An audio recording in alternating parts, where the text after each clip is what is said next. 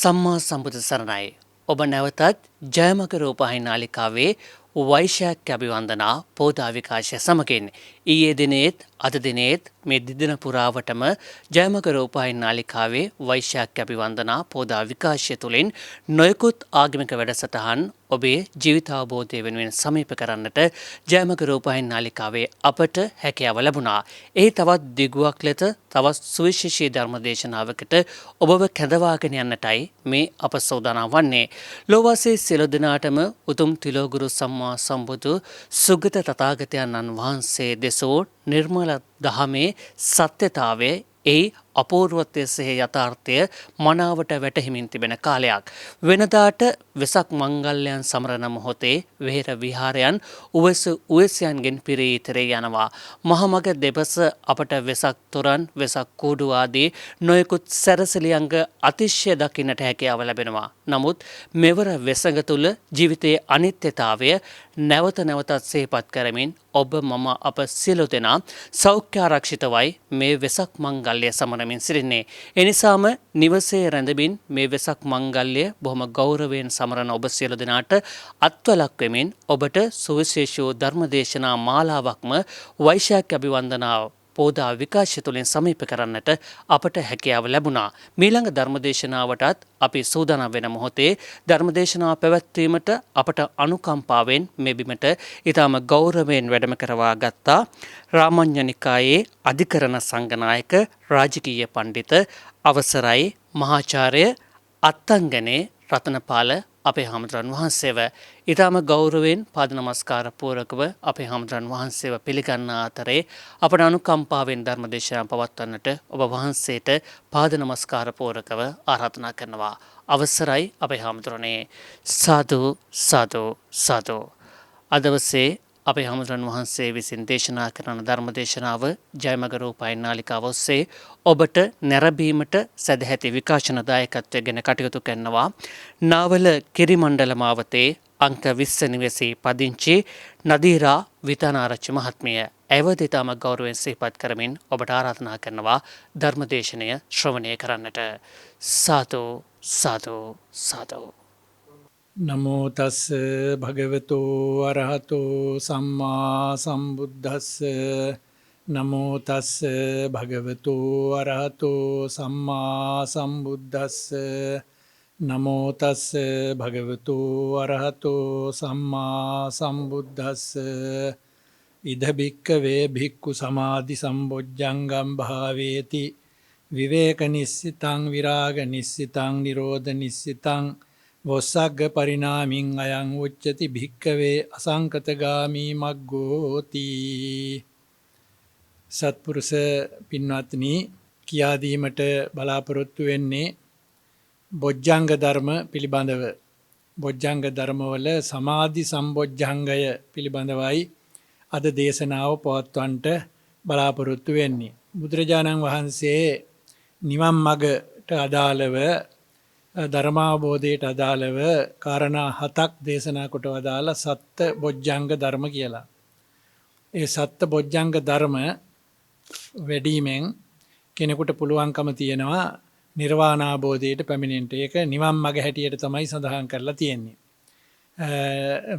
බුදුරජාණන් වහන්සේගේ දේශනාවේ සඳහන් වෙනවා සත්තිමේ කස්සප බොජ්ජංගා මයා සම්ම දක්කාතා භාවිතා බහුලී කතා අභිඤ්ඤාය සම්බෝධාය නිබ්බානාය සංවත්තන්ති. මා විසින් දේශනා කොට වදාළ බොජ්ජංග ධර්ම බෝධි අංග නිර්වාණාබෝධයට අදාළ අංග 7ක් තියෙනවා. ඒ 7 මනවින් මා විසින් අවබෝධ කරන ලද දේශනා කරන ලද මේ ධර්ම 7 නුවණ දියුණු කිරීම පිණිස සම්බෝධාය නිබ්බානාය නිවන් අවබෝධ කිරීම පිණිස හේතු වෙනවා, උපකාර වෙනවා කියලා සඳහන් වෙනවා. එතකොට අපිට බැලුව බැල්මටම පේනවා මේ බොජ්ජංග ධර්ම අනුගමනය කිරීම නිවනට මගයි කියලා. ඒ බොජ්ජංග ධර්ම තමයි සති බොජ්ජංගයේ සති ධම්මවිචය විරිය පීති පස්සද්ධි සමාධි උපේක්ඛා කියන බෝධි අංග 7. බෝධි අංග ධර්ම 7. බොජ්ජංග කියලා කියන්නේ බෝධි අංග නිවනට මග පෙන්වන, නිවනට හේතු වෙන, නිවනට උපකාර වෙන, නිවන ලැබීමට සහයෝගය දක්වන කාරණා 7ක් හැටියට තමයි මේ බොජ්ජංග ධර්ම 7 සඳහන් කරලා තියෙන්නේ. ඉතින් මේ බොජ්ජංග ධර්ම අනුගමනය කිරීමේදී කළ යුතු ස්වභාවය පිළිවෙල සති ධම්මවිචය විරිය පීති පස්සද්ධි සමාධි උපේක්ඛා කියලා තිබුණාට මේවා එකින් එක වෙන් වශයෙන් දක්වලා තිබුණාට මේ හතම එකටම වැඩෙනවා. සතිය අනිවාර්යයෙන් ඕනනේ, වීරිය ඕනනේ වඩන්න. ඒ නිසා අපි දන්නවා මේ බොජ්ජංග ධර්ම එකිනෙකට උපකාරයි. අඤ්ඤ මඤ්ඤ පච්චය එකිනෙකට උපකාරයි. මේවා එකිනෙකට උදව් වෙනවා, උපකාර වෙනවා. ඒ ධර්ම වැඩිවීමට අදාළව මේ කාරණා උපකාරී වෙනවා, සහයෝගය දක්වනවා. ඉතින් බොජ්ජංග ධර්ම 7 පිළිබඳව මේවා රත්න 7ක් හැටියට තමයි දේශනා කරලා තියෙන්නේ ශාසනයෙහි. ධර්මයේ තියෙන රත්න 7ක් හැටියට.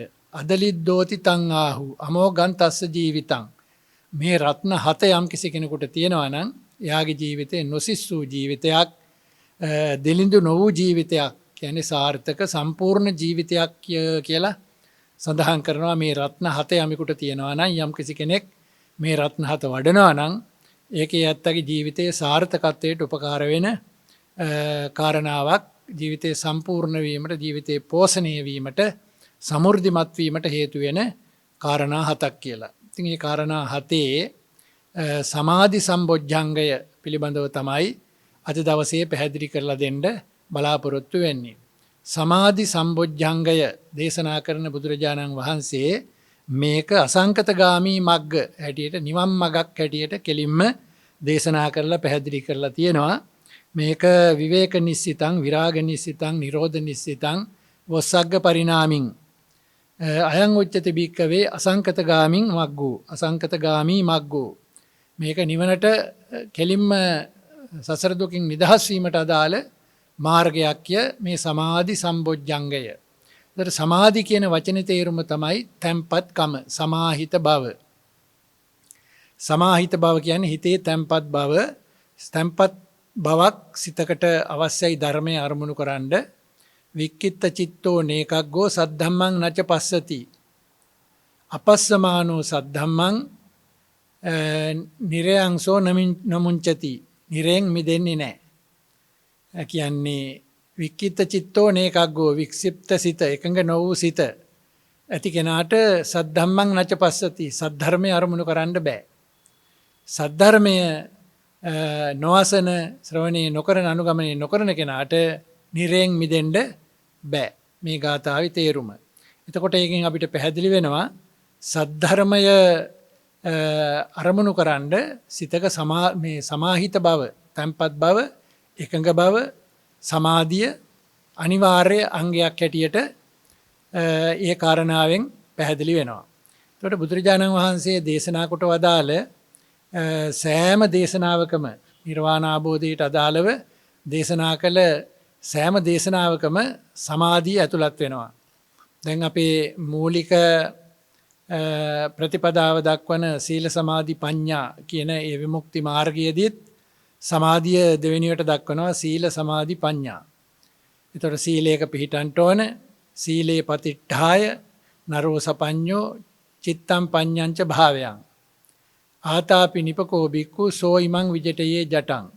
එතනත් ඒ සසර දුකින් නිදහස් වීමට අදාළ වූ නිර්වාණගාමී මාර්ගයේ ප්‍රතිපදාවේ සමාධිය දෙවෙනි කොට දක්වලා තියෙනවා. සීලයක පිහිටන්ට ඕන, සමාධිය වඩලා ප්‍රඥාවෙන් තමයි මේ ගමන් මඟ කෙලවර වෙන්නේ කියලා. එතකොට එතන සමාධිය කියන්නේ මේ සමාධි සම්බොජ්ජංගයමයි, බෝධි අංගයක් හැටියට වඩන සමාධියමයි ඒ සෑම තැනකම දක්වලා තියෙන්නේ. ආර්ය අෂ්ටාංගික මාර්ගයේ සමාධිය මාර්ගාංගයක් හැටියට දක්වලා තියෙනවා. එතකොට අපි පැහැදිලි කරගන්න ඕනේ මේ සිතේ සමාහිත භාවය, තැම්පත් බව, වික්ෂිප්ත නොවූ බව තමයි ධර්මයේ අරමුණු කරන්න ප්‍රබල සාධකයක් වෙන්නේ. දැන් අපිට ඒක උදාහරණයක් හැටියට ගන්න පුළුවන්. දැන් අපිට අපැහැදිලි ජලයක පොළොව පේන්නේ නැහැ. භාජනයක යටිපතුල පේන්නේ නැහැ, අපැහැදිලි නම් වතුර. වතුර පැහැදිලි නම් තමයි ඒකේ යටිපතුල අපිට පැහැදිලිව පේන්නේ. යට තියෙන දේවල් පේන්නේ වතුර පැහැදිලි නම්. අන්න ඒ වගේ මේ සිතක් මේ සමාහිත වීමෙන් වෙන්නේ සිත පැහැදිලි වෙනවා, හිත තැම්පත් වෙනවා. එතකොට එහි සියලු කාරණ හොඳට අවබෝධ කරගන්න දැක බලාගන්න පුළුවන් වෙනවා. එතකොට ආර්ය මාර්ගයේ අනුගමනය කරන ඥානවන්තයාට හැම විටම සමාධිය උපකාර වෙනවා ධර්ම අවබෝධයේ පිණිස. සිහිය පිහිටුවාගෙන සමාධි තැන්පත් සිතකින් තමයි ඒකට වීරියත් අවශ්‍ය කරනවා සිහිය ඇති කර ගැනීමට සහ සමාධිය පිහිටුවාගෙන පවත්වාගෙන යාමට. එතකොට විරිය සති සමාධි කියන අංග තුන සමාධි කියන එකට ඇතුළත් කරලා තියෙනවා. දැන් ආර්ය අෂ්ටාංගික මාර්ගය සීල සමාධි ප්‍රඥා කියලා වර්ග කරනකොට ප්‍රඥා කියන එකට සම්මා දිට්ඨි සම්මා සංකප්ප කියන අංග දෙක ප්‍රඥාවට අයිති කොටත් ඒ වගේම සම්මා කම්මන්ත සම්මා වාචා කම්මන්ත ආජීව කියන තුන සීල කොටසටත් විරිය සති වායාම සති සමාධි වායාම සති සමාධි කියන අංග තුන සමාධි කියන කොටසටත් ඇතුළත් කරලා තියෙනවා. එතකොට එතන වායාම කියන්නේ වීරිය. සම්මා වායාම නිවැරදි උත්සාහය. ඒ වගේම සම්මා සති නිවැරදි සිහිය. සම්මා සමාධි. මේ අංග තුනම සමාධි කියන සම්බොජ්ජංගයට ආර්ය මාර්ගයේ සමාධි කියන අංගයට ඇතුළත් කරලා තියෙනවා. එතකොට ඒක සමාධි කාණ්ඩයට ඇතුළත් ධර්ම තුනක් හැටියට හඳුනා ගන්න ඕන තේරුම් ගන්න ඕන. එතකොට මේ නිවන අවබෝධයට ධර්ම අවබෝධයට අවශ්‍ය කරන මූලික අංගයක් හැටියට සමාධි සම්බොජ්ජංගය දක්වලා තියෙන්නේ. ඒක සිතේ පැහැදිලි බව ඇති කරලා එකඟකම ඇති කරලා ඒ ධර්මයේ අරමුණු කිරීමට උපකාර වෙන නිසා. දැන් ඔය සමත භාවනා ක්‍රම මගිනුත් අපි උත්සාහ කරන්නේ සිතේ එකඟකමක් ඇති කරගන්න. නීවරණ ධර්ම යටපත් කරලා සිතේ එකඟකමක් තැන්පත්කමක් අරමුණෙහි නොවිසිරෙන ගතියක් ඇති කර ගැනීමට තමයි බලාපොරොත්තු වෙන්නේ සමත භාවනාවෙන්. එතකොට ඒක සමාධිය වැඩිවීමට ඒක උපකාර වෙනවා. සිතේ තියෙන කිලුටු නීවරණ කාමච්ඡන්ද ව්‍යාපාද තීන මිද්ද උද්ධච්ච කුක්කුච්ච විචිකිච්ඡා කියන මේ පංච නීවරණ ධර්මයන් සිත කිලුටු කරන ධර්ම. ඒ සිත කිලුටු කරන පංච නීවරණ ධර්මයන් යටපත් කිරීමට උපකාර වෙන්නේ සමාධිය. ඒක යටපත් කිරීමෙන් තමයි සමාධිය ඇති කරගන්න පුළුවන් වෙන්නේ. එතකොට ඕනෑම කුසලයක් වැඩිවීමකට අදාළව දැන් සීලයේ පිහිටපු කෙනාට ඊළඟට ඉදිරි ක්‍රියාමාර්ග සඳහා සමතය සමාධිය අවශ්‍ය කරනවා. ප්‍රඥාව මුදුන් පමුණුවා ගැනීම සඳහා විමුක්තිය සාක්ෂාත් කර ගැනීම සඳහා සමාධිය අවශ්‍ය කරනවා. එතකොට අර సంతානී කිලිටි කරමින් තියෙන නීවරණ ධර්ම එහාට මෙහාට කරලා යටපත් කරලා සිත එකඟ භාවයට පත් කරන්නේ සමාධිය මගින්. ඒ නිසා බුදුරජාණන් වහන්සේ දේශනා කොට වදාලා සමාධින් භික්කවේ භාවේත. මහණෙනි සමාධිය වඩන්ඩ සමාහිතෝ භික්කවේ භික්ඛු යථා භූතං පජානාති. සමාහිත සිතක් තැන්පත් සිතක් සමාධිගත සිතක් තියෙන කෙනා තමයි යථා භූතං පජානාති. නිවැරදි ආකාරයෙන් තත්තු ආකාරයෙන් එක පවතින ආකාරයෙන් වටහා ගන්නේ කවුද? සමාහිත සිතක් තියෙන කෙනා. ඒ සමාහිත සිතක් කියන්නේ සමාධිගත තැන්පත් වික්ෂිප්ත නොවූ සිතක් තියෙන කෙනා තමයි යතහ භූතව මේක දකින්නේ. කුමක්ද යතහ භූතව දකින්නේ? කිංච යතහ භූතං පජානාති. කුමක්ද තත්තු ආකාරයෙන් දකින්නේ? බුදුරජාණන් වහන්සේ දේශනා කරනවා ඉදන් දුක්ඛන්ති යතහ භූතං පජානාති. මේක දුකයි කියලා තත්ත්වාකාරයෙන් නිසි ආකාරයෙන් දැනගන්නේ සමාහිත සිතක් ඇති කෙනා. සමාධිගත සිතක් ඇති කෙනා. එතකොට ඒකෙන් තේරුම් ගන්න ඕනේ මේ සමාධියේ තියෙන වැදගත්කම. සිතේ තැන්පත්කමේ සමාහිත භවයේ ඇති වටිනාකම වැදගත්කම වටහා ගන්න ඕන තේරුම් ගන්න ඕන. එතකොට දුක අවබෝධ කරගන්නට දැනගන්නට පැහැදිලිව වටහා ගන්නට උපකාර වෙන්නේ සමාහිත සිතේ සමාහිත ස්වභාවය. ඊළඟට අයං දුක්ඛ සමුදයෝති පජානාති. මේක දුක හට ගැනීමට හේතුවයි කියලා. දුක හට ගැනීමට හේතුව මොකද්ද? දුක හට ගැනීමට හේතුව තෘෂ්ණාව. එතකොට දුක හට ගැනීමට හේතුව මේක තෘෂ්ණාවයි කියලා දැනගන්නේ කොහොමද? සමාහිත සිතක් ඇති කෙනා. එතකොට සමාහිත සිතක් ඇති කෙනාට තමයි පුළුවන් වෙන්නේ දුක වටහා ගන්නට ඒ වගේම දුකට හේතුව මේ සමුදය තෘෂ්ණාව දුකට හේතුවයි කියලා වටහා ගන්න උපකාර වෙන්නේ සමාහිත බවයි සමාධියයි. ඒ වගේම අයං දුක්ඛ නිරෝධෝති පජානාති. මේක දුක නිවාරණය කිරීමට මේක දුක්ඛ නිවාරණයයි කියලා දැනගන්න හේතු වෙන්නේ සමාහිත සිතක් ඇති බව. ඊළඟට අයං දුක්ඛ නිරෝධ ගාමිනී පටිපදාති පජානාති. මේක දුක්ඛ නිවාරණ ප්‍රතිපදාවයි මාර්ගයයි කියලා දැනගන්නවා. ඒක දැනගන්න හේතු වෙන්නේ සමාහිත සිතක් ඇති බව, සමාධිගත සිතක් ඇති බව. එතකොට මේකෙන් අපිට පැහැදිලි වෙනවා දුක්ඛ, සමුදය, නිරෝධ, මාර්ග කියන මේ චතුරාර්ය සත්‍ය ධර්මය අවබෝධ කර ගැනීමට කෙනෙකුට උපකාර වෙන්නේ මොකද්ද? සමාහිත සිත. ඒ කියන්නේ තැම්පත් සිත, සමාධිගත සිත, වික්ෂිප්ත නො වූ සිත. එතකොට සමාධි සම්බොජ්ජංගයේ තියෙන වටිනාකම වැදගත්කම මේ පින්වතුන්ට තේරුම් ගන්න පුළුවන්. මේක තමයි නිවනට අදාළව චතුරාර්ය සත්‍ය ධර්මයේ අවබෝධයට අදාළව සිත සකස් කරගත යුතු ආකාරය. සමාධිගත සමාහිත සිතක් බවට පත් කර ගැනීම සමාධි සම්බොජ්ජංගයයි. ඒ බෝධි අංගය සම්පූර්ණ කර ගැනීමෙන් තමයි කෙනෙකුට ඒක මූලික අත්‍යවශ්‍ය කාරණාවක්. චතුරාර්ය සත්‍ය අවබෝධයටත් අත්‍යවශ්‍ය කාරණාවක් තමයි සිතේ සමාහිත බව, තැම්පත්කම, සමාධිගත බව. එතකොට ඕනෑම පුජ්‍යලයෙක් ධර්මාවබෝධය කිරීම සඳහා කටයුතු කරන ඕනෑම කෙනෙකුට අවශ්‍ය අංග ඒ බොජ්ජංග සත්ත බොජ්ජංග දේශනාව තුළ දක්වලා තියෙනවා. සතිය ඕන, සති සම්බොජ්ජංගය, ධම්ම විචය, ඒ ධර්මය විමසා බැලීම පිළිබඳ නුවණ, ඒ වගේම වීර්ය සම්බොජ්ජංගය, ඒ සඳහා වීර්ය ඕන, පීති සම්බොජ්ජංගය, ඒ වීරියෙන් ලබාගත් ඵලයේ පිළිබඳව ඇති වෙන සතුට, තමන් ධර්මයේ තුල පිහිටා සිටිනවා කියලා තමන්ට ඇති වෙන සතුට. දැන් බුදුරජාණන් වහන්සේ දේශනා කරනවා යම්කිසි අවස්ථාවක අපි අපේ సంతානයේ දිහා බලන්න ඕනේ මේ సంతානයේ අප්‍රහීන අකුසල ධර්ම තියනවාද කියලා. අප්‍රහීන අකුසල ධර්ම තියනවාද කියලා බලනකොට අප්‍රහීන අකුසල ධර්ම නැත්තම් අන්න ප්‍රීතිය උපදිනවා. මේ අප්‍රහීන අකුසල ධර්ම නැත්තම් තමන්ගේ సంతානේ ප්‍රීතිය උපදිනවා. පීති පාමොජ්ජ බහුලු අන්න පීති සම්බොජ්ජංගය. ඒ ඇති වෙන ප්‍රීතිය විසින් ඉදිරි මාර්ගයට උනන්දු කරනවා. ඉදිරි මාර්ගයට බැඳ තබනවා. එකින් එක මේ අංග එකිනෙක පිළිවෙලට දක්වලා තිබුණත් මේවා ඒ අවස්ථාවන්හි ධර්මාවබෝධයට අදාළව උපකාරක ධර්ම හැටියට තමයි හඳුනා ගන්න ඕන. එතකොට සති, ධම්මවිචය, විරිය, පීති, පස්සද්ධි.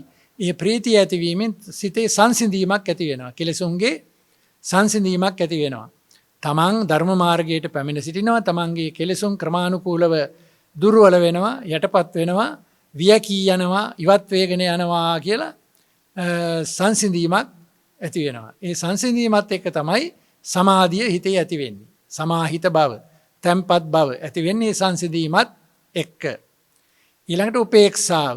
උපේක්ෂාවෙන් මධ්‍යස්ථ ස්වභාවයක් ඇති වෙනවා. අන්තගාමී නොවි කටයුතු කිරීමට හැකියාවක් ඇති වෙනවා. මධ්‍යස්ථව ඇලීම් ගැටීම් දෙකෙන් තොරව කටයුතු කිරීමට ශක්තියක් ඇති වෙනවා. ඒ උපේක්ඛා සම්බොජ්ජංගය විසින්.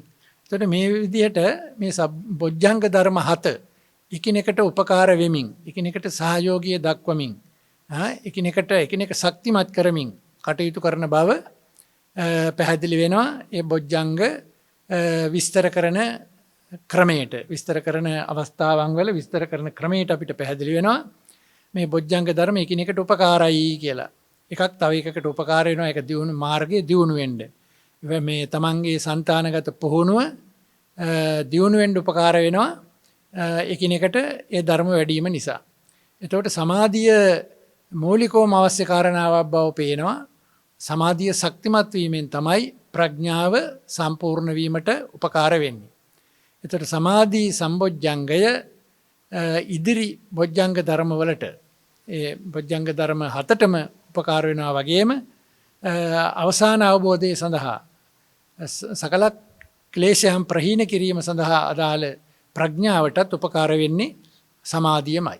ඒ නිසා මේකේ වැදගත්කම වටිනාකම කොච්චරද කියලා අපිට මේ බොජ්ජංග විස්තර දේශනාවෙන් පැහැදිලි වෙනවා. ඒ නිසා පින්වත්නි අපි චතුරාර්ය සත්‍ය ධර්මයේ අවබෝධයට සමාධිය උපකාරයි කියන එකෙන් අපිට පැහැදිලි වෙන්නේ සම්පූර්ණ නිවන් මඟ මේ සමාධිය කේන්ද්‍ර කොටගෙන පවතින බවයි.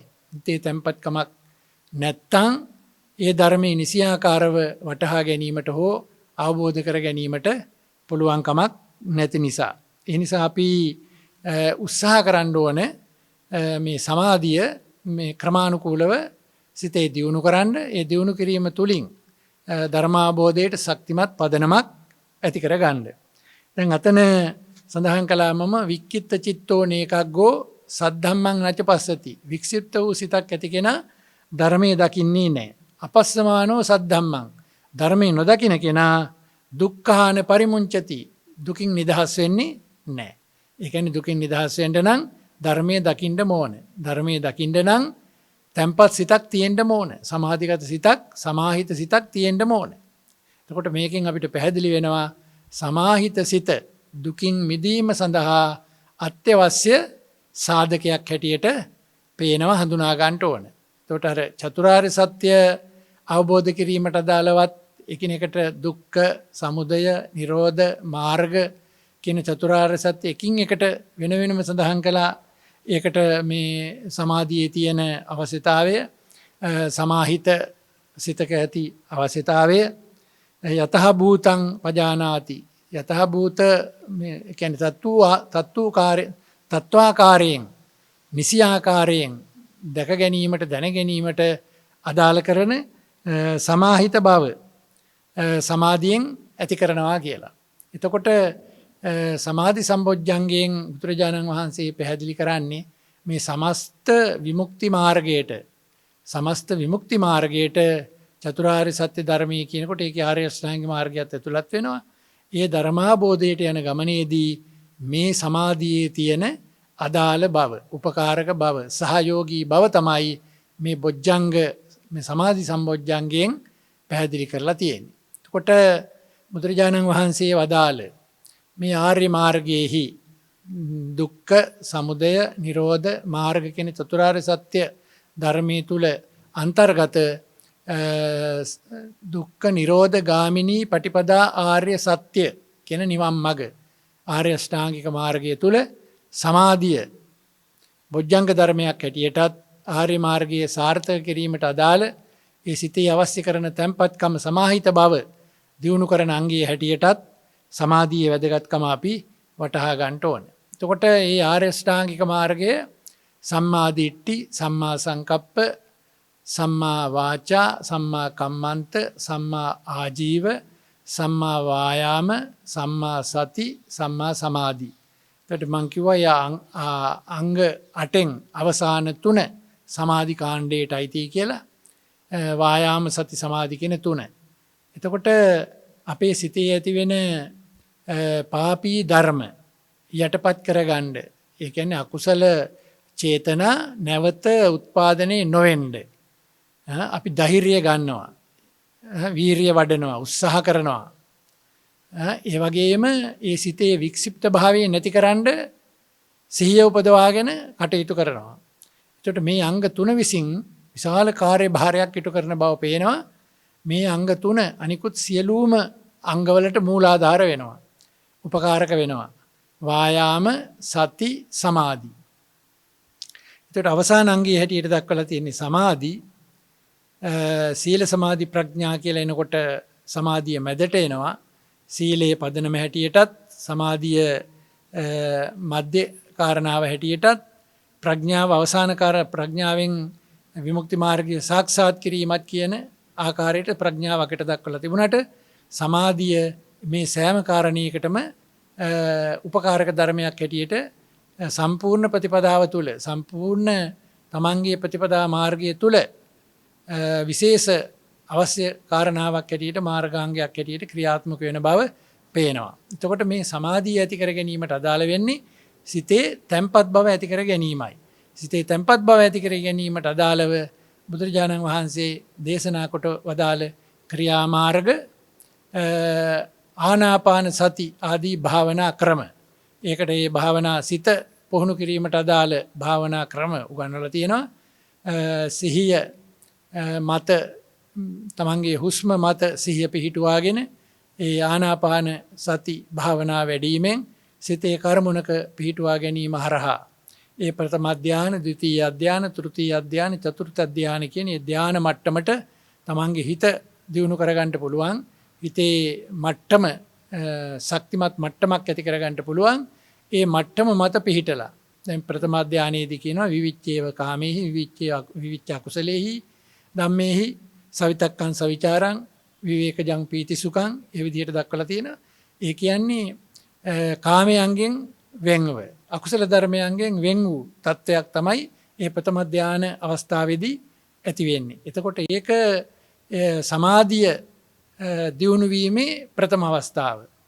එතකොට දෙවන අවස්ථාව, තුන්වෙනි අවස්ථාව, හතරවෙනි අවස්ථාව කියලා දක්වලා ඒ සමාධිය සම්පූර්ණ කර ගැනීමට අදාළ චතුර්ථ ධාන අවස්ථාවේදී සිත ඊටාම උසස් මට්ටමකට සංවරව, තැම්පත්ව, වික්ෂිප්ත නොවි පිහිටුවා ගැනීමට අවස්ථාව උදා වෙනවා ඒ සතරවෙනි ධාන මට්ටමේදී. එතකොට ඒක පදනම් කරගෙන තමයි ඊට ඉහළ ආකාසානං ඡායතන, විඥානං ඡායතන, ආකින්චඤ්ඤායතන, නේව සංඥා නා සංඥායතන කියන ඒ අරූප ධාන දියුණු කර ගැනීමට උපකාර වෙන්නේ.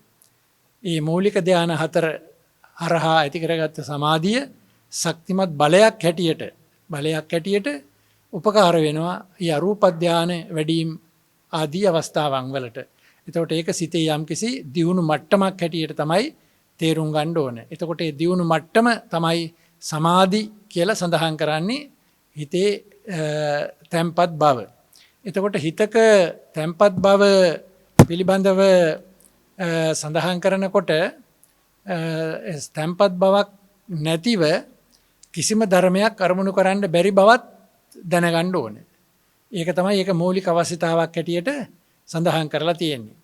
ඒ මූලිකව අවශ්‍ය කරන තැම්පත් බව ඇති කර ගැනීමට අදාළව අප විසින් පාවිච්චි කළ යුතු ක්‍රමවිධි භාවනා කියලා සඳහන් කරලා තියෙනවා. සමත භාවනා ක්‍රම විසින් සමත භාවනා ක්‍රම හරහා ඒවා නැවත නැවත පුහුණු කිරීමෙන් අපිට පුළුවන්කම ලැබෙනවා සිත ඒ කාර්මුණක පිහිටුවා ගන්න. ඒක සමසතලිස් කර්මස්ථාන කියලා ඒ භාවනා ක්‍රම වේද 40ක් දක්වලා තියෙනවා.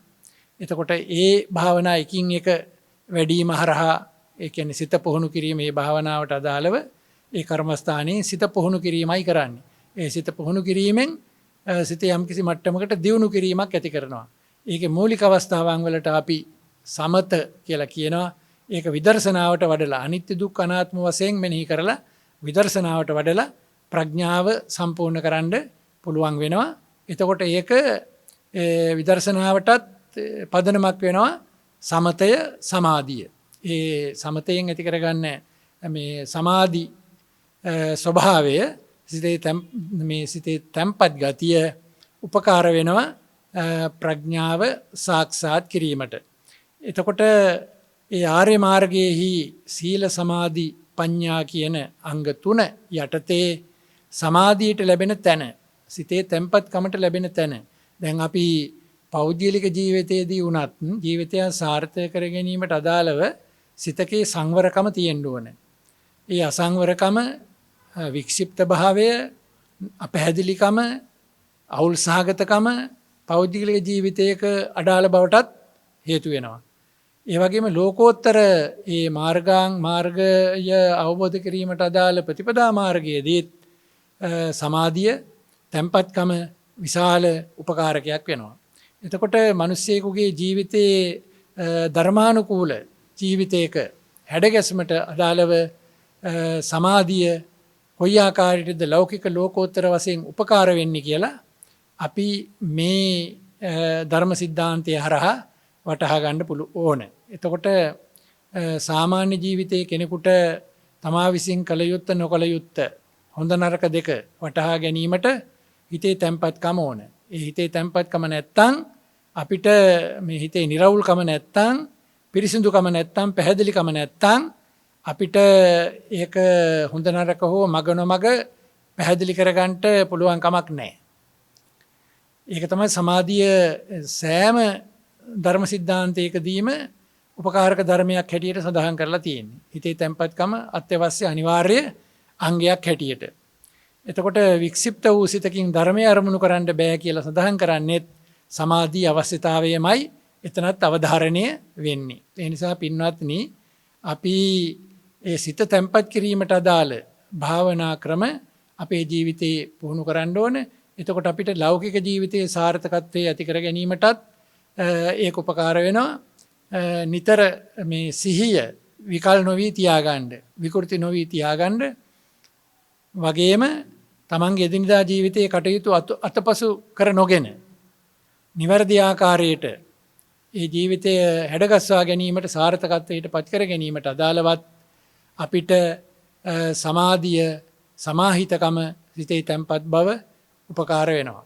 ඒ හිතේ තැන්පත්කම නැති වික්ෂිප්ත ස්වභාවයෙන් ඉන්න හැම අවස්ථාවකම අපේ කටයුතු අවුල් වෙනවා. දැන් දූවිල්ලක් ඇවිස්සුනහම අලුගොඩකට ගලක් ගැහුවාම අපි දන්නවා මේ දූවිල්ල ඇවිස්සලා අලුගොඩ ඇවිස්සලා එහා මෙහා පේන්නේ නැති තත්වයට පත් වෙනවා.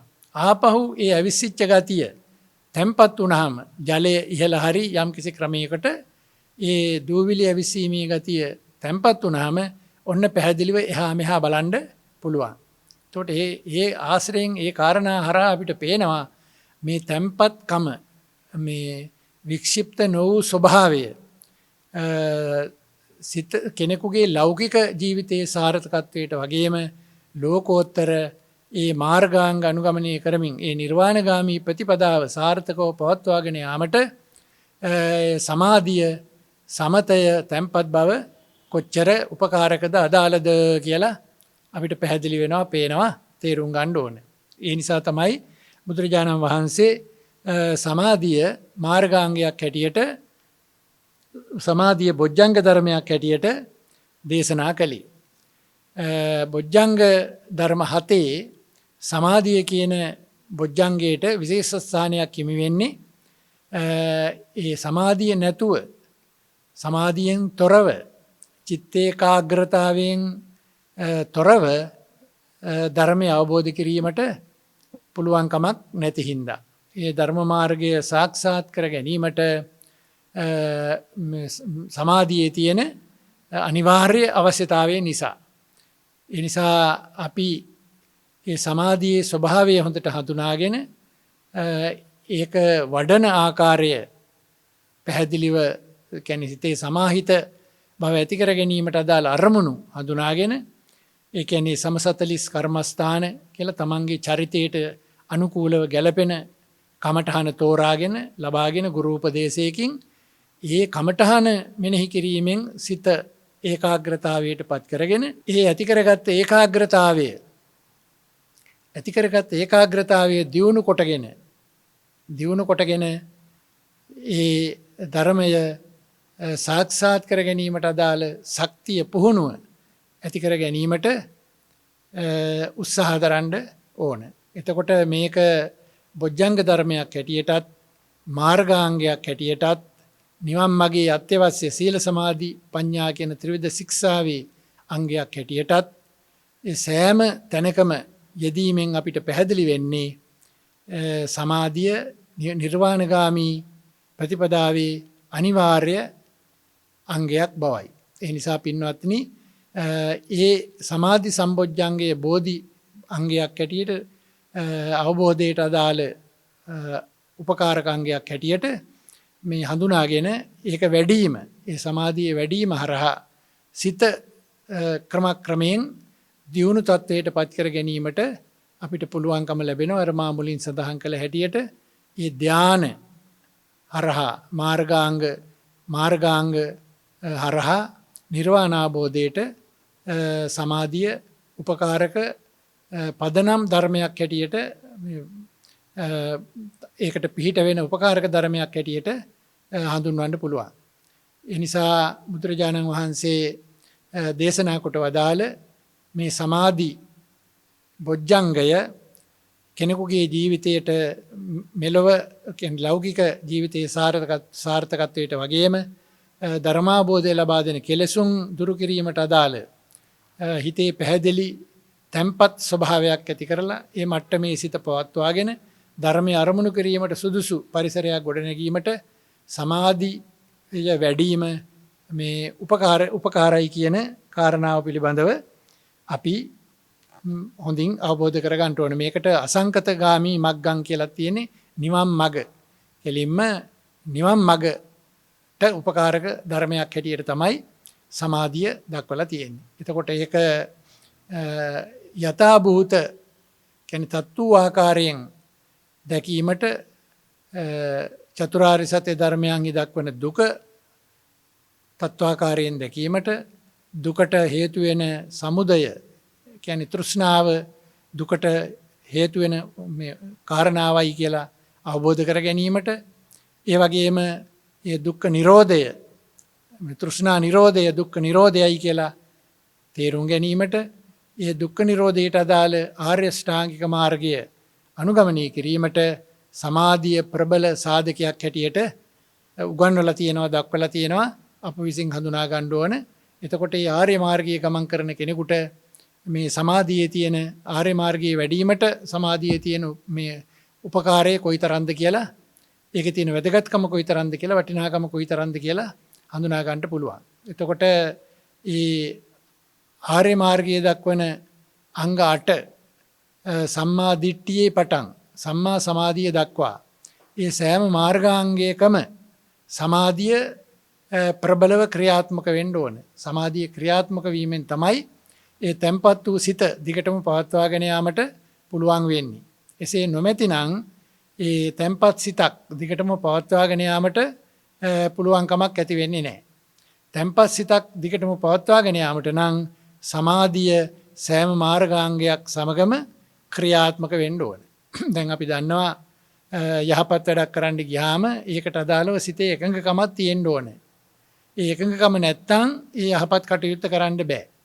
දැන් මේ වැරදි වැඩක් කරන්න ගියත් ඒකට කාලයේ වෙලාව ඉලක්කය ඒ වල්ලන්නත් සමාධිගත බවක් තැන්පත්කමක් තියෙන්න ඕනේ. ඒකට මිච්ඡා සමාධි කියලා වැරදි වැඩට අදාළ හිතේ තැන්පත්කමට දක්වනවා මිච්ඡා සමාධි කියලා. එතකොට සම්මා සමාධි කියලා මෙතන දක්වලා තියෙන්නේ යහපත්ට අදාළව ඇති කරගත යුතු සිතේ තැන්පත්කමයි. එතකොට අපි හඳුනා ගන්න ඕන අපි කොච්චරවත් වැරදි වැඩ කරනවා බොහොම කල්පනා කරලා සැලසුම් කරලා ඒවා සැලසුම් කරලා මේ වැරදි වැඩ කරන්න අපි මේ සූදානම් වෙනවා. ඒ හැම අවස්ථාවකම අපේ සිතේ ක්‍රියාත්මක වෙන්නේ මිච්ඡා සමාධිය. මිච්ඡා සමාධිය හොඳට ක්‍රියාත්මක කරමින් තමයි කෙනෙක් බරපතල අකුසල ධර්ම කරන්න පුහුණු වෙන්නේ. ඒ වගේම තමයි බරපතල යහපත කර ගැනීම සඳහා අපට උපකාර වෙන්නේ සම්මා සමාධිය අර මිච්ඡා සමාධියෙන් බැහැරව යහපතට අදාළව සිතේ තැන්පත්කම දියුණු කර ගැනීමෙන්.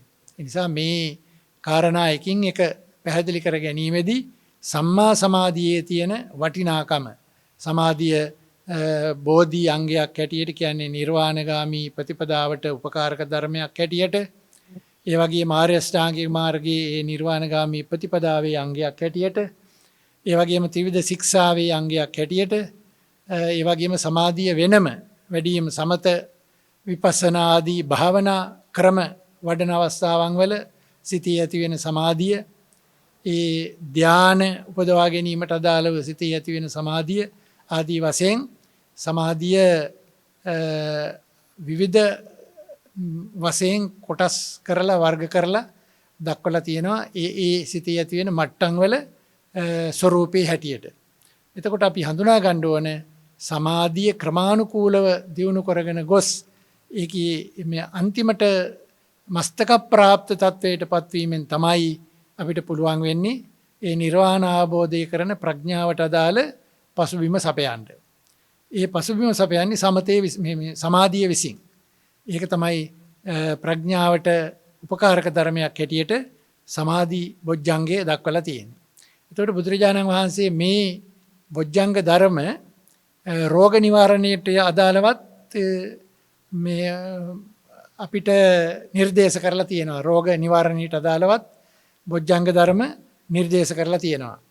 අර මහා කස්සප තේර බොජ්ජංගය, මොග්ගල්ලාන තේර බොජ්ජංගය ආදී ඒ බොජ්ජංග සූත්‍ර දේශනාවලදී දක්වලා තියෙනවා බුදුරජාණන් වහන්සේ විසින් මනවින් දකින ලද, මනවින් අවබෝධ කරන ලද මේ බොජ්ජංග ධර්ම භාවිතා බහුලී කතා, බහුල වශයෙන් වැඩීමෙන්, බහුල වශයෙන් පුරුදු කිරීමෙන්, නැවත නැවත පුරුදු කිරීමෙන් අභිඤ්ඤාය සම්බෝධාය නිබ්බානාය සංවත්තති. අභිඤ්ඤාය මේක හොඳින් අවබෝධ කර ගැනීම පිණිස, හොඳින් දැකීම පිණිස, හොඳින් වටහා ගැනීම පිණිස, ඒ වගේම නිර්වාණ අවබෝධය පිණිස සංවත්තති, සංවත්තන්ති උපකාර වන්නේය. එතකොට මේකෙන් අපිට පැහැදිලි වෙන්නේ සමාධිය නිවන් මගේ අත්‍යවශ්‍ය අංගයක් හැටියට ඒ මාර්ගය පුරාම, ඒ ප්‍රතිපදාව පුරාම ආරම්භ කළ තැන පටන් අවසන් වීම දක්වාම ක්‍රමානුකූලව සංවර්ධනය වෙමින් ඒ විමුක්ති මාර්ගයේ පෝෂණය කර ගැනීමට උපකාර වෙන බවයි. ඒ සමාධිය යම්කිසි තැනක දුර්වල වීමක් වුණොත්, ඒ සමාහිත බව දුර්වල වුණොත්, ඒ මාර්ගය යන වේගය අඩු වැඩි වෙන්න පුළුවන්, දුර්වල වෙන්න පුළුවන්. ඒ නිසා සමාධිය වෙනස් කර නොගෙන, සමාහිත සිත වික්ෂිප්ත භාවයට පත් කර නොගෙන, අසමාහිත තත්වයට පත් කර නොගෙන, දුර්වල තත්වයට පත් කර නොගෙන, තමන්ගේ ගමන් මාර්ගයේ පුරාම, ප්‍රතිපදාව පුරාම සමාධිය ශක්තිමත්ව පවත්වාගෙන යා යුතුය කියන කාරණාවයි බුදුරජාණන් වහන්සේ ඒ බොජ්ජංග ධර්මයක් හැටියට උගන්වන තැන පැහැදිලි කරලා උගන්වලා තියෙන්නේ. ඒ නිසා පින්වත්නි, අපි ඒ සමාධි සම්බොජ්ජංගයේ තියෙන වටිනාකම පැහැදිලි කරගත යුතු වන්නේ ඒ ආකාරයෙන්. මේක ආර්ය අෂ්ටාංගික මාර්ගයේ අංගයක් හැටියට, සත්‍ය බොජ්ජංගවල අංගයක් හැටියට, ත්‍රිවිධ ශික්ෂාවේ අංගයක් හැටියට, ඒ ආර්ය මාර්ග ප්‍රතිපදාවේ අත්‍යවශ්‍ය අනිවාර්ය අංගයක් හැටියට හඳුනාගෙන කටයුතු කිරීමයි. ඒ නිසා ඒ සඳහන් කළ මේ සමාධි සම්බොජ්ජංගයේ අත්‍යවශ්‍ය අවධාරණය කරන ලද අංගයක් හැටියට දක්වන ලද සමාධිය නිවන් මඟ සාක්ෂාත් කර ගැනීම සඳහා අපට ඒ සෑම ධර්මකාරණයක් අනුගමනය කිරීමේදීම උපකාර වෙන බව, ඉවහල් වෙන බව, සහයෝගී බව, උපකාරක බව අපි මේ පැහැදිලි කිරීමෙන් තේරුම් ගත්තා. ඒ අනුව සමාධිය ඇති කර ගැනීමට අදාළ ක්‍රමවේද, කර්මස්ථාන පාවිච්චි කරමින් සිත ඒ සමාධියට අනුරූපව පුහුණු කිරීමට අදාළ වෙරවීරිය වඩමින්, උත්සාහය වඩමින්, වීරිය වඩමින් ඒ ආර්ය මාර්ගය සම්පූර්ණ කර ගැනීමට කටයුතු කරන හැටියට මේ හැම දිනාටම අපි ඊටාම කරුණාවෙන් සිහිපත් කරනවා. එසේ සමාධිය දියුණු කිරීමෙන් ලබන සමාහිත බව, හිතේ තැන්පත් බව, පැහැදිලි බව විසින් ඒ ධර්මය අවබෝධ කිරීමට කරන උපකාරය නිසා අපි ඒ සමාධිය විශේෂ අවශ්‍යතාවක් හැටියට හඳුනාගෙන සිතේ තැන්පත්කම ඇති කර ගැනීමට කටයුතු කරන්න ඕනේ. සමහර විට අපි අමතක වීම ආදියෙන්, නොසලකා හැරීම ආදියෙන් අපේ ජීවිත අවුල් කරගන්නවා ලෞකික ජීවිතයේදී. ඒ අමතක වීම නිසා, ඒ වගේම නොසලකා හැරීම නිසා, වැඩි ඒ පිළිබඳව ගැඹුරට නොසිතීම නිසා අපිට වරදක් වුණා, අඩුපාඩුවක් වුණා, අමතක වීමක් වුණා කියලා පස්සේ පසුතැවිල්ලට පත් වෙන්න වෙනවා. ඒකෙන් අදහස් කරන්නේ ඒ තැන්පත් බව නැති වුණා, සමාධිය, සමාහිත බව නැති වුණා කියන කාරණාව තමයි ඒ විග්‍රහයෙන් පැහැදිලි වෙන්නේ. එතකොට ලෞකික ජීවිතයේ සාර්ථකත්වයටත් සමතේ උපකාරයි, සමාධිය උපකාරයි, හිතේ තැන්පත් බව උපකාරයි. ඒ පැහැදිලි සිතක් තියෙන කෙනා කවදාවත් අකුසලයේ අල්ලන්නේ නැහැ. කියන්නේ වැරදි දේ අල්ලන්නේ නැහැ. කියන්නේ තමාගේ පරිහානියට හේතු වෙන, පිරිහීමට හේතු වෙන කාරණාවල යෙදෙන්නේ, ඒව අල්ලන්නේ, ඒව අනුගමනය කරන්නේ නැහැ. ඒ පැහැදිලි සිතක් නැති, වික්ෂිප්ත වූ සිතක් ඇති කෙනා තමයි ඒ නොකල යුත්ත සිද්ධ කරලා ජීවිත කාලයේ පුරාම පසුතැවිල්ලක් උරුම කරගන්නේ. එතකොට අපිට පසුතැවිලි වීමට හේතු වෙන්නේ අසමාහිත සිත, වික්ෂිප්ත වූ සිත. ඒ කියන්නේ සමාධිය නැති වුණාම, සමාධියෙන් සිත වියුක්ත වුණාම, ඉවත් වුණාම ඒ තැම්පත් ගතිය නැති වුණාම අපි වරදටමයි පෙළඹෙන්නේ. ඒ වරදට පෙළඹෙනවා ඒ හරහා පසුතැවිල්ලක් උරුම කරගන්නවා. පසුතැවිල්ලක් උරුම වුණාම තමන් කළ අකුසලයේ පිළිබඳව නැවත නැවත සිතමින් ඒ අකුසලයේ බලවත් බවට පත් කරගන්නවා. ඒක මේ නැවත නැවත සිතීම අතහැර ගැනීමටත් උපකාර වෙන්නේ සමාධියයි. ඒ කියන්නේ සිත පැහැදිලි වුණාම වටහා ගන්නවා නොමග ගියා කියලා, වැරදුනා කියලා, ඒ ගත මාර්ගයෙන් ඉවත් වුණා කියලා දැනගෙන ආපහු ඒ මාර්ගයේ ක්‍රියාත්මක කරන්න උනන්දු වෙන්නේ, පෙළඹීමක් ඇති වෙන්නේ, උත්සාහයක් ඇති වෙන්නේ ඒ ඇතිවෙච්ච පැහැදිලිකම සමාහිත බව උපකාර කරගෙනයි. ඒ නිසා සමාහිත බව ලෞකික ජීවිතයේ සාර්ථකත්වයට වගේම ලෝකෝත්තර මාර්ගඵල අවබෝධයට, නිර්වාණ අවබෝධයට උපකාරක අනිවාර්ය අංගයක් හැටියට මේ කාරණා හරහා අපිට වටහා ගන්න පුළුවන්. ඉතින් ඒ විදිහට කටයුතු කරන ලෙස අපි හැම දිනාටම කරුණාවෙන් මතක් කරනවා අපේ ජීවිත කාලය තුල අපි සිද්ධ කරගත්ත යම් කිසි වැරදි තියෙනවා නම්, අඩුපාඩුකම් තියෙනවා නම්, දුර්වලකම් තියෙනවා නම්, මගහැරිච්ච දේවල් තියෙනවා නම් ඒ සමාධිය නැතිවීම නිසාම ඇතිවෙච්ච දේවල්ය කියලා, සිතේ වික්ෂිප්ත භාවය නිසාම ඇතිවෙච්ච දේවල්ය කියලා කල්පනා කරලා වටහා ගන්න ඕන. ඒ සිතේ ඇතිවෙන වික්ෂිප්ත භාවය විසින් තමන්ව නොමගට යොමු කරනවා කියලා, වරදට යොමු කරනවා, වරදට පොළඹවනවා කියලා තේරුම් ගන්න ඕන. එතකොට ජීවිතේ සම්පූර්ණයෙන්ම අවාසනාවන්ත තත්වයට පත් කරන්නේත් ඒ සිතේ සමාධිය නැතිවීම විසින්මයි. අසමාහිත ස්වභාවය විසින්මයි, වික්ෂිප්ත ස්වභාවය විසින්මයි කෙනෙකුව ඒ වගේ වැරදි තත්වයකට පෙළඹීමක් ඇති කරන්නේ. එතකොට අපේ ජීවිතයෙන් යම් කිසි වරදක්, අඩුපාඩුවක් වුණා නම්, ඒ කියන්නේ අපේ ජීවිතයේ යම් කිසි ආකාරයකට නොමගට යොමු වුණා නම්, ඒ නොමගට යොමු වෙච්ච කාලවකවානුව තුල ඒ යොමු වෙලා වැරදි සිද්ධ කරලා, අකුසල පක්ෂේ භජනය කරලා ජීවිතේ කිලිටි කරගෙන තියෙන්නේ සමාධිය නොතිබිච්ච නිසාමයි. ඒ සමාධිය පිහිටලා සමාහිත භාවයක් ඇති කරගෙන තිබුණා නම් සිතේ ඇති වෙලා තිබිච්ච පැහැදිලි බව විසින් පුද්ගලයා අකුසලයෙන් වළක්වලා කුසලයට තල්ලු කරනවා, කුසලයට යොමු කරනවා, කුසලයේ තුල ස්ථාවරව පිහිටවන්න උපකාර වෙනවා. ඒක නොකරන්නේ අර සමාධිය, තැම්පත්කම, නිරවුල්කම, අවික්ෂිප්ත භාවය නැති නිසාමයි. ඉතින් මේක අප විසින් හොඳින් වටහා ගත යුතු කාරණාවක්. ආර්ය මාර්ගයේදී සමාධිය නිවන් අවබෝධ කිරීම සඳහා කොයිතරම් උපකාරක ධර්මයක්ද කියලා. ඉතින් මේ ආර්ය ශ්‍රාංගික මාර්ගය අනුගමනය කිරීමේදී සමාධියේ අදාළ බව පැහැදිලි කරන බුදුරජාණන් වහන්සේ ඒ සෑම කාරණයක් සම්බන්ධවම මේ සඳහන් කරලා තියෙන්නේ යතහ භූතං පජානාති. තත්වාකාරයෙන් දැන ගැනීමට උපකාර වෙන්නේ සමාධියයි. යතහ භූතං කියලා කියන්නේ තත්ත්ව පරිද්දෙන්, පවතින ආකාරයටම නිසි ආකාරයෙන්. දැන් අනිත්‍ය දුක්ඛ අනාත්ම කියලා කල්පනා මේ වඩනවා නම්, කල්පනා කරනවා නම් මේක අනිත්‍යයි කියලා දැනගන්න උපකාර කරන්නේ සමාධිය. හිත වික්ෂිප්ත වෙලා තියෙනවා නම්, හිත වෙන වෙන අරමුණු ඔස්සේ යනවා නම් ඒක අනිත්‍ය දේ හැටියට දකින්න බෑ. දුක් සහගත දේ හැටියට දකින්න බෑ. ඒ වගේම අනාත්ම දේ තමා වසඟෙහි පවත්වා ගන්න බෑ කියන කාරණාව, අනාත්ම දේ අනාත්මාකාරයකට වටහා ගන්න බෑ. ඒවා වැටහෙන්නේ විපර්යාස හැටියට තමයි ඒවා වැටහෙන්නේ සමාධියක් නැතොත්. සමාධිය තිබුණොත් තමයි ඒ තැම්පත්කම, නිරවුල්කම, අවික්ෂිප්ත භාවයේ තිබුණොත් තමයි මේක විකෘතියක් කියලා හරි Tamanට වැටහෙන්නේ. එතකොට තියෙන්නේ සිත සමාධිගත කරගෙන, තැම්පත් කරගෙන, අරමුණෙහි නිසියාකාරව පිහිටුවාගෙන ඉදිරි ගමනට සූදානම් වීමයි.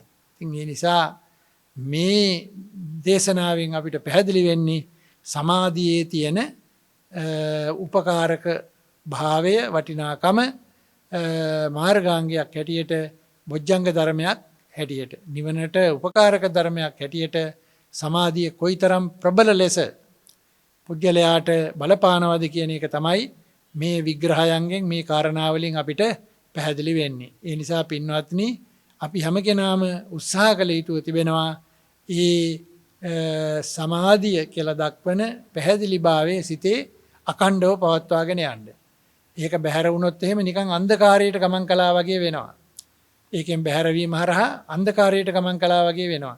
ආලෝකයට එන්න නම් නැවතත් සමාධියෙහි පිහිටන්න ඕනේ. මේ පැහැදිලිභාවයේ සිතේ ඇති කරගන්න ඕනේ. ඉතින් ඒ නිසා ඒ කාරණාව හොඳට තේරුම් අරගෙන පැහැදිලි කරගෙන අප විසින් මේ ශ්‍රවණය කරන ලද සමාධි සම්බොජ්ජංගයට අදාළ ඒ විග්‍රහය තුළින් කාරණාව පැහැදිලි කරගත යුත්තේ සමාධියෙන් තොරව ප්‍රඥාවක් ලැබිය නොහැකිය.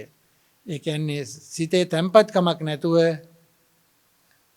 සීලය සම්පූර්ණ කර ගැනීමේදී සිතේ තැන්පත්කම ඕන, සිහිය වගේම සමාධිය ඕන. ඒ වගේම නිර්වාණ අවබෝධයට අදාළවත් සිතේ තැන්පත්කම, පැහැදිලිකම, නිරවුල්කම, අවික්ෂිප්ත භාවය අවශ්‍යයි කියන කාරණාව තමයි දැන් මේ සමාධිය පිළිබඳව බොජ්ජංග ධර්මයක් හැටියට සමාධිය පැහැදිලි කිරීමෙදිනුත් මාර්ගාංගයක් හැටියට සමාධිය පැහැදිලි කිරීමෙනුත් අපට මේ තේරුම් යන වැටහෙන කාරණාව. ඉතින් ඒ විදිහට කටයුතු කරලා තමන් ලබාගත් මේ මනුෂ්‍යාත්ම භාවය සාර්ථකත්වයට පත් කර ගැනීමට අදාළව සමාධි සම්බොජ්ජංගය වඩලා ඒක දියුණු කරලා සමාධිය හිතේ ස්ථාවරව පවත්වාගෙන ඕනෑම අවස්ථාවක හිත ඒක අරමුණකට යොමු කරගෙන ඒ බාහිර කිලිටි අරමුණු වලින් බැහැරව තමන්ගේ හිත මනාව සකස් කර ගැනීමට සමාධියේ උපකාරක භාවය හඳුනාගෙන කටයුතු කිරීමට අධිෂ්ඨානයක් ඇති කරගන්නා ලෙස හැම දිනාටම කරුණාවෙන් සිහිපත් කරනවා. අපි මෙතෙක් වේලා මේ සමාධිය පිළිබඳව සමාධිය අපිට නිර්වාණගාමී ප්‍රතිපදාවට ආධාරකයක් වන්නේ කෙසේද කියන කාරණාව පිළිබඳව කරුණු සාකච්ඡා කිරීමෙන් අප ලබාගත්තා වූ ආනිසංස වාරය අපි හැම දිනාටම මෙලොව යහපත පිණිස හේතු වේවා, සසර යහපත පිණිස හේතු වේවා, උත්තම වූ නිර්වාණ අවබෝධය පිණිස ලෞකික ජීවිතයේ වශයෙන් මෙලොව ජීවිතයේ සාර්ථකත්වයට වගේම සංසාරගත ජීවිතයේ සාර්ථකත්වයටද අවසානයේදී අප ලබන උත්තම වූ නිර්වාණ අවබෝධය පිණිසද හේතු වාසනා වේවා, උපකාර වේවා කියලා කවුරුත් අදිෂ්ඨානයක්, කල්පනාවක් ඇති කරගන්න ඕන. අද ධර්ම දේශනාවෙන් පැහැදිලි කළේ ඒ බුදුරජාණන් වහන්සේ සඳහන් කළ සමාධි බොජ්ජංගය, සමාධි සම්බොජ්ජංගය. බුදුරජාණන් වහන්සේ දේශනා කළා සමාධින් භික්කවේ භාවේත සමාහිතෝ භික්කවේ භික්ඛු යතහ භූතං පජානාති. සමාධිය වඩන්ඩ ඒ සමාධියෙන් සිත තැන්පත් කරගත්තාම එයාට පුළුවන් හැම දෙයක්ම යථා භූතව දකින්න. නිසි ආකාරයෙන් දකින්න, පවතින ආකාරයෙන් දකින්න. විකෘති තත්වයක් නැතුව නිසි ආකාරයෙන් යමක් දකින්න, අවබෝධ කරගන්න, තේරුම් ගන්න, වටහා ගන්න පුළුවන්කම ලැබෙන්නේ සමාධිය වැඩිමෙන් සමාහිත තත්වයට පත්වෙච්ච සිතකින්. එතකොට ඒකට උපකාර වෙන්නේ සමාධි භාවනාවයි.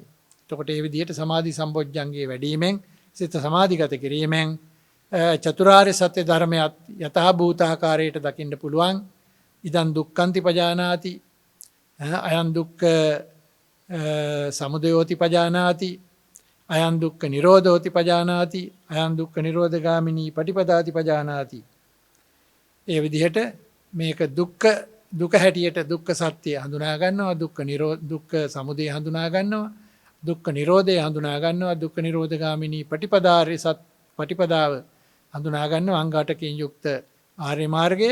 මේ සියල්ලක්ම හඳුනා ගන්න, යථාකාරයෙන් නිසියාකාරයෙන් හඳුනා ගන්න උපකාර වෙන්නේ සමාහිත සිතයි, ඒ සමාධිය තුලින් ලබන තැන්පත්කමයි. එතකොට මේකේ වටිනාකම, වැදගත්කම, උපකාරක ස්වභාවය කොහොමද කියලා හැම දිනාටම තේරුම් ගන්න පුළුවන්. ඉතින් ඒ ආකාරයෙන් මේක තේරුම් ගන්නත් ඕන.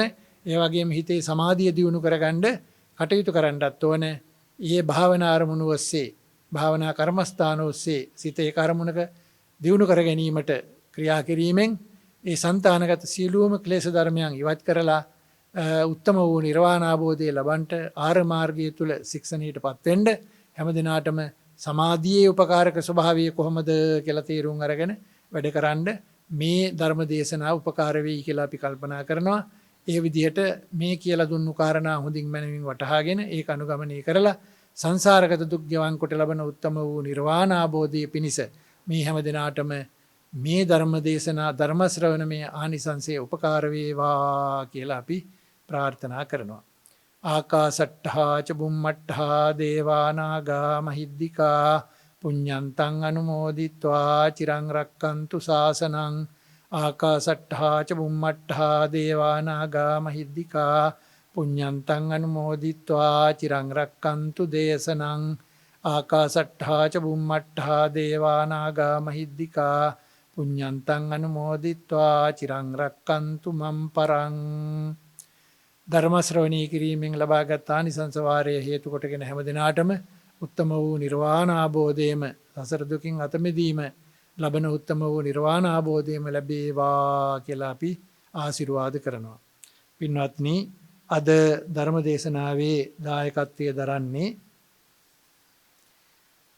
නාවල කිරිමණ්ඩල මාවතේ අංක 26A නිවසෙහි පදිංචි නදීරා විතානාරච්චි මහත්මිය.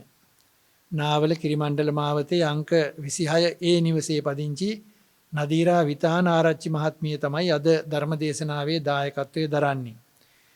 එතුමියටත් ඒ වගේම එතුමියගේ ස්වාමි පුරුෂයාණන්ට දුව පුතා ඇතුළු කොට ඇති පවුලේ සියලු දෙනාටම මේ භවයේදීම ධර්මාබෝධය කිරීමට මේ ධර්ම ශ්‍රවණමය ආනිසංස වාරය උපනිශ්‍රේ වේවා උපකාර වේවා කියලා ඒ අත්ව බලාපොරොත්තු වෙනවා ප්‍රාර්ථනා කරනවා. ඒ වගේම ජයමග නාලිකාව ආරම්භ කළ ඒ අනුශාසක ස්වාමින් වහන්සේ කම්මට්ටානාචාර්ය උඩදුම්බර කාශ්‍යප ස්වාමින් වහන්සේ ඇතුළු ඒ ස්වාමින් වහන්සේලාටත් ඒ වගේම දේශකයන් වහන්සේටත් ඒ සියලුම ස්වාමින් වහන්සේලා ප්‍රාර්ථනා කරන බෝධියකින් උන්වහන්සේලාට උත්තම වූ නිර්වාණ අවබෝධය පිණිසද මේ ධර්ම ශ්‍රවණ මේ ධර්ම දේශනාමේ ආනිසංස වාරය උපනිශ්‍රේ වේවා කියලා එතුමිය ප්‍රාර්ථනා කරනවා. ඉතින් ඒ නිසා ඒ ධර්ම දේශනාව පැවැත්වීමෙන් ධර්ම ශ්‍රවණමය ධර්ම දේශනාමය ආනිසංස වාරය ලබාගත් ඒ ආනිසංස වාරය හේතු කොටගෙන නදීරා මහත්මිය ඇතුළු පවුලේ සියලු දෙනාටම මෙලොව යහපත සැලසේවා, සසර යහපත සැලසේවා. ඒ වගේම උත්තම වූ නිර්වාණ අවබෝධය පිණිසද මේ ආනිසංස වාරය උපනිශ්‍රය වේවා කියලා අපි ආශිර්වාද කරනවා. හැම දිනාටම තෙරුවන් සරණයි.